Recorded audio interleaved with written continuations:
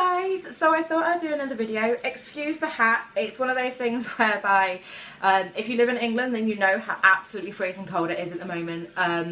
So yeah, I'm wearing a hat. One, to hide my hair because today is my lazy day and I don't really want to be styling it. And number two is that it is absolutely freezing, which is why I've got a jumper on, my hat on, and just pretty much having one of those duvet days. So today I thought, since it's been a while since I actually done a video, as in like I've only just put one up, which is a haul, and if you haven't seen it, please go check it out, because I'm kind of new to YouTube. But I thought today that I would share with you how I actually store my DVDs. Now some of them are in storage, so my TV collections, I keep them in the boxes, I don't take them out, but they're all actually in storage at the moment because I don't have a bookshelf to put them on. My DVDs, however, I don't keep them in the boxes. Now I know for some people who collect DVDs they're going to be a bit like, oh my fucking god. But the reason I don't is just storage. I don't have the storage to keep them all in the boxes, although I would love to, and I'd love to have them all laid out alphabetically and look amazing. But yeah, I just don't have the space for that. So how I keep mine, if I can grab it, is in one of these. Now these are just books. They hold 208 DVDs. As you can see, they're relatively big. I mean, that's the size of my hand and the size of my head. So they're relatively big. These are from Tesco's. It's really hard because the price went up. When I first started getting, I've got 5. The first 3 that I got, they were £13. I think they then went up to like 15 or 16 pound. I haven't seen them in Tesco since, but I need to buy some more. So you could probably find them on Amazon or eBay or some other shop. But the way that I order mine, now I used to do them in age. The reason I did that is because of my nephews. They always like picking out DVDs, and obviously I used to have kids DVDs, especially like Scooby-Doo, because they're boys and they love them. So I used to keep them in age so they'd stay away from any that were, like for instance, some front covers, as we know ourselves, are really what kids should be looking for and trying to see one. So for instance, like this one, Zombies, Zombies, Zombies. It's got half naked girls on the front. I really don't think my brother or my nephews would probably appreciate seeing half naked girls on the front. Like this one, which is a woman covered in bloods. Not really something you want your like 5-year-old and 9-year-old nephew to be looking at. So in that sense, I kept them separate. Nowadays, because I don't actually live anywhere near my nephews and I only kind of see them once in a while, so they don't kind of like come round and see the DVDs or anything, I kind of changed up the way that I order them. Now with this, the way that I order them now is actually in alphabetical, which is why I need a few more books, because obviously the more that I add to my collection, the more I'm going to have to be rearranging them. At the moment, this is T to Z and some random DVDs in the back. So if I open it up, this is what it looks like. So you get 4 DVDs on each page, and you kind of go through, so on and so forth. And then at the back I've just got some randoms and doubles because I found out that I had some doubled, and I also added in new ones that I haven't alphabetised yet.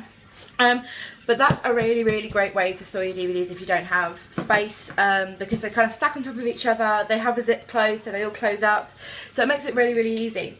Now, to actually keep, sorry, I'm just trying to log in, to actually keep track of all the DVDs and TV series that I kind of own, so I don't have to keep kind of looking at them and thinking, oh my god, do I have that when I go into a store? What I do is, on my iPad, I just have what's called My Movies. Now, it just looks like this. Let me try to get back to number 1. Okay, so what this is this is an app. It costs around about, I think, $4.99, something along those lines, but you can have unlimited amount of DVDs, movies and that lot on it, so it's really, really good. So with this, what you can do is you can click add here. Now you can either scan a barcode or add manually. So obviously if we add manually, what it does is it gives you this option here. Now this option you can choose between disc, movie, TV series. I tend to just stick on the disc, especially when you're adding like TV series or anything like that. It just makes it a lot easier. However, if you've got the box, then you don't really need this unless you find it really hard to actually scan the barcode. And then you can just choose DVD, Blu-ray, HD, DVD, whether it's in the UK or whether it's a different kind of country. The great thing I also think about this is it gives you the option here for missing title, which I've had to use a couple of times. Now, of course, B movies, some of us love them, I absolutely love them, but of course not always are they going to be kind of added to the system, so you may need to add them yourself. It's really simple. You just take a picture of the front cover, the back cover, put the title in, put whether it's a DVD or Blu-ray, pretty much it. If you don't have photos of the back cover and front cover, you don't have to, but I tend to just take one. I tend to just use the camera on here to take it. But what's really great about this is you have a complete collection of everything. I don't think all of mine is on here yet, because I've been because most of mine were already on CDs, I don't have the DVDs to scan, so I don't think they're all on here yet. I don't think all my TV series are on here yet. I think the majority of them are. But at the moment my collection is at 1,047.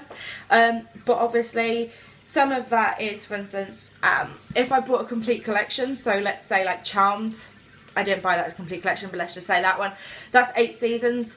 But if you scan that and had the box set for all 8 seasons, it would only be 1. So it's up to you whether or not you want to separate them out. So like 24, for instance, you can see here, it's 1 to 8 plus Redemption. Obviously, if I wanted to, and I might do at some point, you can split all that out. So then it tells you that you've got each individual season. But it's up to you how you want to do it. I think this is well worth the money for anybody who really is into collecting their DVDs, just to kind of keep track of them. You can also, it has options on here, just to show you. By the way, I'm not endorsed by this, I just think it's really good. For instance, I've just clicked on 28 Days Later.